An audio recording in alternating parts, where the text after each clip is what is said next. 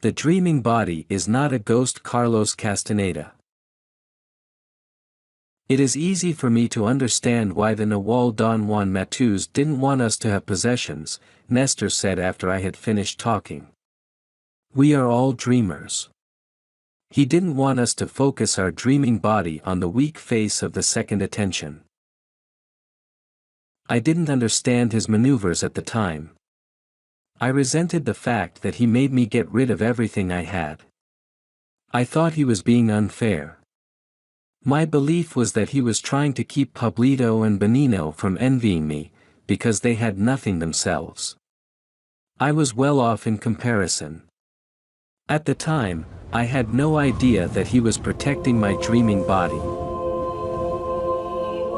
Hello, and welcome to the Ancient Wisdom Modern Mind podcast. And before I read this extract from The Eagle's Gift by Carlos Castaneda, I would like to take a moment to remind you to subscribe to this channel.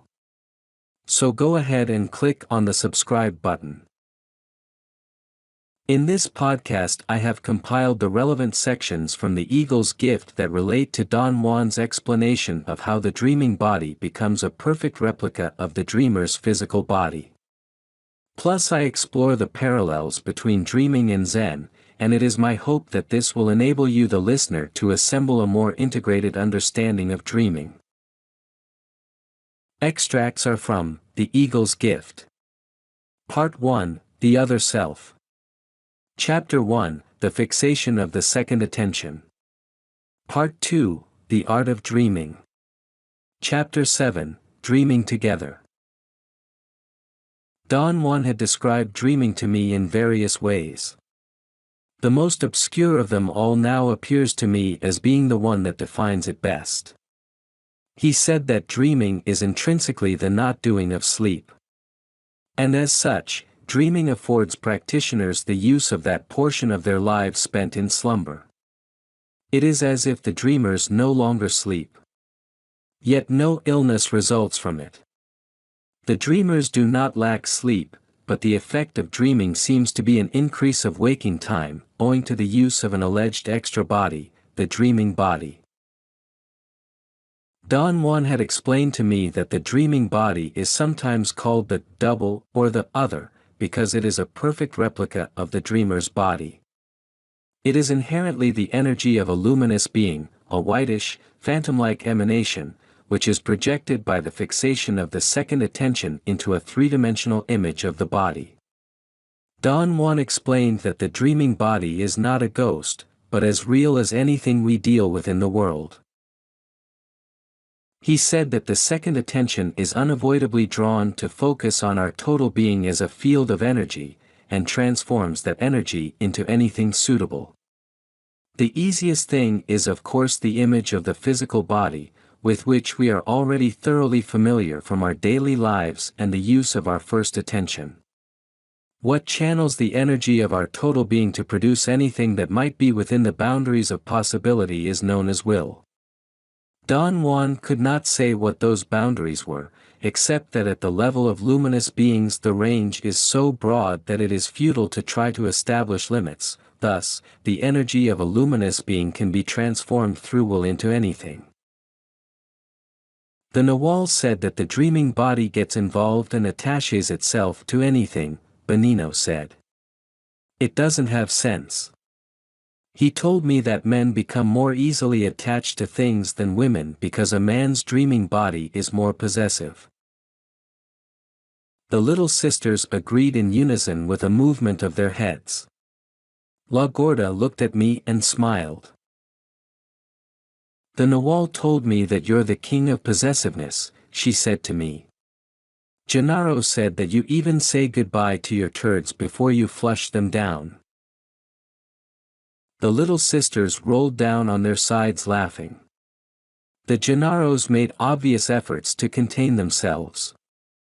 Nestor, who was sitting by my side, patted my knee. The Nawal and Gennaro used to tell great stories about you, he said. They entertained us for years with tales about a weird guy they knew. We know now that it was you. I felt a wave of embarrassment. It was as if Don Juan and Don Gennaro had betrayed me, laughing at me in front of the apprentices. Self-pity took over. I began to complain. I said out loud that they had been predisposed to be against me, to think that I was a fool. "That's not true," Benigno said. "We are delighted that you are with us." Chapter 7. Dreaming Together. One night we sat down and, as casually as we could, we began to discuss what we knew about dreaming. It quickly became obvious that there were some core topics which Don Juan had given special emphasis. First was the act itself. It seemed to begin as a unique state of awareness arrived at by focusing the residue of consciousness, which one still has when asleep, on the elements, or the features, of one's dreams. The residue of consciousness, which Don Juan called the second attention, was brought into action, or was harnessed, through exercises of not doing. We thought that the essential aid to dreaming was a state of mental quietness, which Don Juan had called stopping the internal dialogue, or the not doing of talking to oneself. To teach me how to master it, he used to make me walk for miles with my eyes held fixed and out of focus at a level just above the horizon so as to emphasize the peripheral view. His method was effective on 2 counts. It allowed me to stop my internal dialogue after years of trying, and it trained my attention. By forcing me to concentrate on the peripheral view, Don Juan reinforced my capacity to concentrate for long periods of time on one single activity. Later on, when I had succeeded in controlling my attention and could work for hours at a chore without distraction, a thing I had never before been able to do, he told me that the best way to enter into dreaming was to concentrate on the area just at the tip of the sternum, at the top of the belly. He said that the attention needed for dreaming stems from that area. The energy needed in order to move and to seek in dreaming stems from the area an inch or 2 below the belly button. He called that energy the will, or the power to select, to assemble. "A woman's dreaming has to come from her womb because that's her center," La Gorda said. "In order for me to start dreaming or to stop it, all I have to do is place my attention on my womb. I've learned to feel the inside of it. I see a reddish glow for an instant and then I'm off." "How long does it take you to get to see that reddish glow?" I asked. "A few seconds. The moment my attention is on my womb I'm already into dreaming," she continued. "I never toil, not ever. Women are like that. The most difficult part for a woman is to learn how to begin. It took me a couple of years to stop my internal dialogue by concentrating my attention on my womb. Perhaps that's why a woman always needs someone else to prod her." The Nawal Don Juan Matus used to put cold, wet river pebbles on my belly to get me to feel that area. Or he would place a weight on it. I had a chunk of lead that he got for me. He would make me close my eyes and focus my attention on the spot where the weight was. I used to fall asleep every time. But that didn't bother him. It doesn't really matter what one does as long as the attention is on the womb. Finally, I learned to concentrate on that spot without anything being placed on it. I went into dreaming one day all by myself. I was feeling my belly, at the spot where the Nawal had placed the weight so many times, when all of a sudden I fell asleep as usual, except that something pulled me right into my womb. I saw the reddish glow and I then had a most beautiful dream. "You were learning to get to your dreaming body when you dreamed that you got out of your body," she continued. "But, the way I see it, the Nawal did not give you any specific task, so you went any old way you could. I, on the other hand, was given the task of using my dreaming body. The little sisters had the same task. In my case, I once had a dream where I flew like a kite. I told the Nawal about it because I had liked the feeling of gliding. He took it very seriously and turned it into a task. He said that as soon as one learns to do dreaming, any dream that one can remember is no longer a dream, it's dreaming. Commentary. Dreaming awareness is the awakening or steady transfer of awareness to the energy body with the goal of awakening the sleeping Nawal, or you could equally say that dreaming is where one becomes aware when in the awake state that you were aware within the dream state, and also the bringing of the energy body awareness into the first attention awareness. Don Juan's approach is very different from the yogi's approach of single-minded meditation and breath work, and seems to be unique to Castaneda's sorcery. But in saying this, it may surprise you to find that there are parallels between Don Juan's dreaming and Zen's use of the koan. And if you don't know what a koan is, a koan refers to a question or succinct paradoxical statement posed to a novice monk to help them seek the truth, and which they contemplate during meditation. This then helps them unravel greater truths about reality and the nature of the ego self. And you could even equate this to Don Juan giving Carlos the task of finding his hand in his dreams, a simple subterfuge that creates a paradoxically similar problem as trying to solve a koan.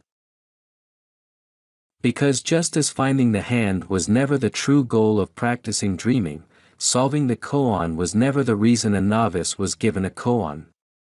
The koan was only the distraction.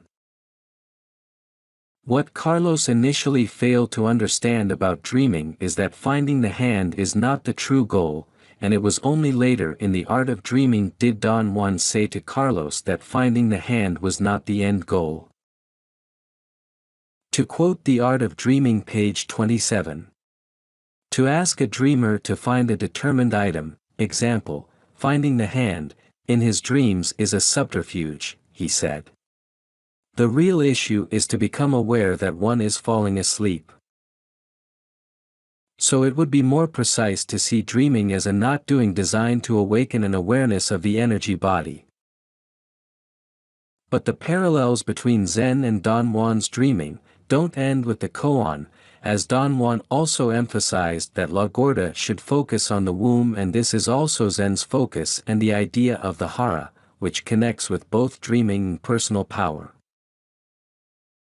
Then we have the example where Don Juan had La Gorda walking for miles with her eyes held fixed and out of focus at a level just above the horizon, so as to emphasize the peripheral view. This is also the method used in Zen walking meditation, called kinhin. We should also remember that dreaming is not about having a dream or even lucid dreaming.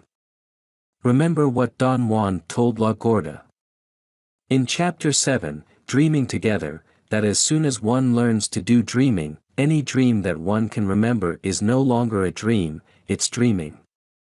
But the point to remember is that Don Juan used the words, that as soon as one learns to do dreaming, and this is an important point. Especially if we also remember what dreaming really is, and that is that we have only reached the second attention when we can remember falling asleep. And this is why dreaming is the not doing of dreams. One takes the ordinary state of sleep and turns sleeping's intent towards the second attention. Just as Zarzan takes ordinary consciousness and turns its intent away from the first attention. We are in effect filling awareness with the second attention via the dream state. And if you want to delve deeper into the works of Carlos Castaneda or Zen meditation techniques, then I also have a number of podcasts and blogs on my website that explore this and similar ideas. Simply follow the link in the description. Alright. So this podcast was about the not doing of dreaming, and its parallels with Zen, and I hope that this reading from the Eagle's Gift supports you in your dreaming practice, and if you have any questions, feel free to drop your comment in the comments section and I will try to answer them. I would really appreciate it if you share your thoughts, and thank you for listening to the Ancient Wisdom Modern Mind podcast. I'm Jason, your host, signing off. Take care.